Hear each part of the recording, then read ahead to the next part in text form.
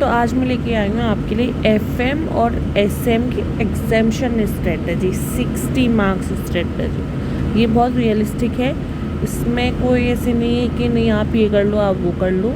It's pure ICI material ही आपको follow करना है।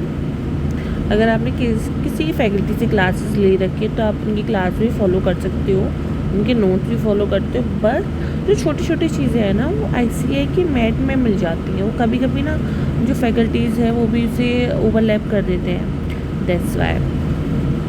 तो अभी हम फ़िलहाल समझने वाले एफएम की स्ट्रेटजी, क्योंकि एफएम जो है वो बहुत इजी है but sometimes at the same time ये थोड़ा ना कंफ्यूजिंग हो जाता है, जिसकी वजह से जो फॉर्मूलाज वगैरह हैं वो मिसमैच हो जाते हैं और मिसमैच की वजह से कंफ्यूजन क्रिएट होती है और वो कंफ्यूजन एग्ज़ाम तक रहती है और हमारे मार्क्स इसमें आ ही नहीं पाते।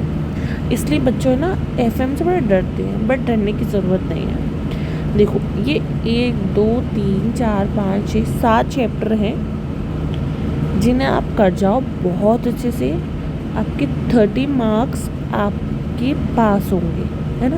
अब कैसे, जो चैप्टर 3 है उसमें से 5 to 7 मार्क्स का आना कंपलसरी है। चैप्टर 4 उसमें से 6 to 7 मार्क्स या 5 to 7 मार्क्स का एक क्वेश्चन आना बहुत कंपलसरी है। इस तरीके से चैप्टर 7 का 7 मार्क्स में से क्वेश्चन हर अटेम्प्ट में, मतलब मई 24 में भी आया है, सितंबर 24 में भी आया और जैन 25 में भी आया है। सो ये तो कंपलसरी है। उसी तरीके से चैप्टर 6 5 मार्क्स का आता है, चैप्टर 8 जो है वो 3 to 5 मार्क्स का आता है और चैप्टर 9 में से ऑपरेटिंग साइकिल का क्वेश्चन एक आना कंपलसरी है। इसलिए ये आप कर जाइए, आपके 30 to 35 मार्क्स आपके पास है, क्योंकि इसमें होती है स्टेप मार्किंग, है ना। तो इसकी वजह से आप अगर मान लो कि आपका पूरा आंसर सही है बट आपकी कैलकुलेशन की वजह से जो फाइनल आंसर है वो गलत हो गया और 5 मार्क्स का वो क्वेश्चन है, तो आपको 4 मार्क्स तो मिल ही जाने। तो अभी हम क्या समझेंगे, एक हम कैलकुलेशन समझेंगे। देखो हमें चाहिए 60 मार्क्स। एमसीक्यूज़ में मैं लगा रही हूँ कि अगर आपने पूरा एसएम और एफएम दोनों को मिला के आपने बहुत अच्छे से स्टार्टिंग में पढ़ा है, आपकी कॉन्सेप्ट क्लियर है, तो आपके ना 20 out of 30 मार्क्स आ सकते हैं। एफएम में आपकी ये 35 मार्क्स आप इन चैप्टर्स को अच्छे से कर जाओ। मैं कह रही हूँ कि थ्योरी नहीं हो पा रही, या थ्योरी को आप पढ़ रही हो 10 मार्क्स की छोड़ दो ना। ये जो टाइम आप इसमें लगाओगे वो टाइम आप इसमें लगाओ, इन 7 चैप्टर्स में लगाओ, जिससे कि आपके 30 to 35 मार्क्स आ जाए। मैं आपकी समझ के चल रही हूँ, चलो आपके इसमें 35 मार्क्स नहीं आ रहे, थोड़ी बहुत मिस्टेक हो जा रही है, तो आपके 20 to 25 मार्क्स इसमें आ जाएंगे।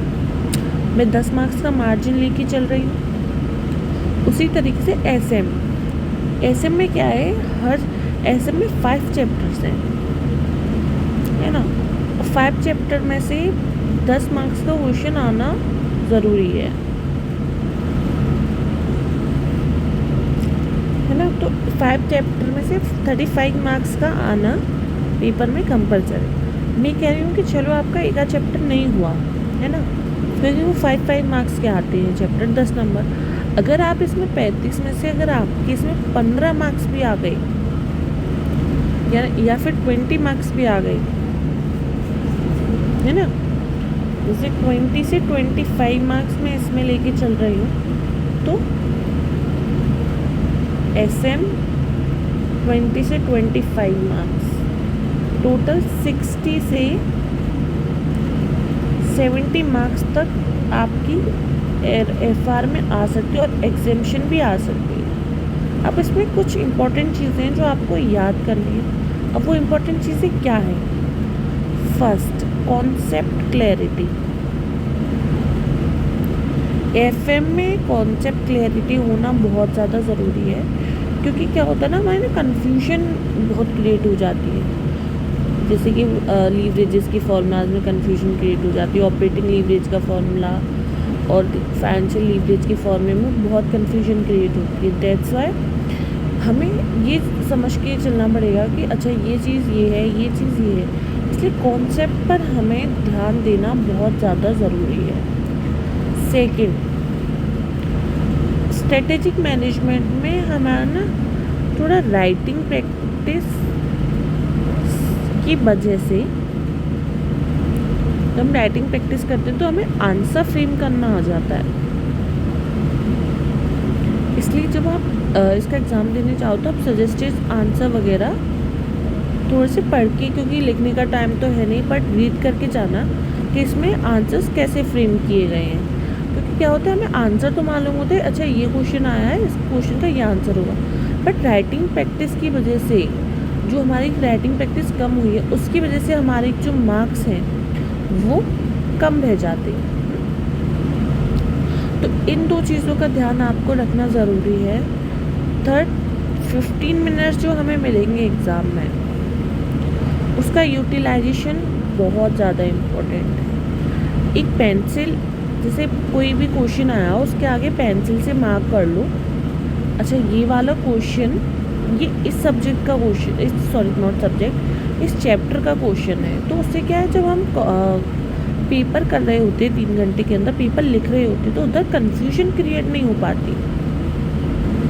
तो ये 50 मिनट का यूटिलाइजेशन बहुत ज़्यादा ज़रूरी है। And the fourth and the last step, अगर कोई क्वेश्चन आपको आधा आ रहा है, हाफ आ रहा है या फिर आ ही नहीं रहा, तो उसको छोड़ दो। या आपने, या ऐसा होता है कि हमने ना कभी कभी उसका कोई पार्ट कर लिया होता है क्वेश्चन का, क्वेश्चन 3 है, क्वेश्चन 3 का ए है, अब हमने इसका ये ए कर लिया बट बी नहीं आ रहा, तो बी के लिए पेज छोड़ दो, बाद में आ जाए, ठीक है, तो वो तब कर लेना। अगर आपको कॉन्सेप्ट भी रिमेंबर हो रहा है ना उसका कॉन्सेप्ट लिख के भी छोड़ दो। बस इतनी सी स्ट्रेटजी है, ये 4 की strategy: concept clarity, writing practice, 50 minutes का यूटिलाइजेशन इन एग्ज़ाम। एंड अगर पेपर क्वेश्चन कोई आधा आ रहा है तो लिख दो, नहीं आ रहा तो उसके लिए पेज छोड़ दो, बाद में उसको देख लेना, या कॉन्सेप्ट पता है तो कॉन्सेप्ट लिख दो। That's how. हमें भाई पूरे 100 आउट ऑफ 100 नहीं चाहिए, हमें पास होने के लिए 60 मार्क्स ही चाहिए बस।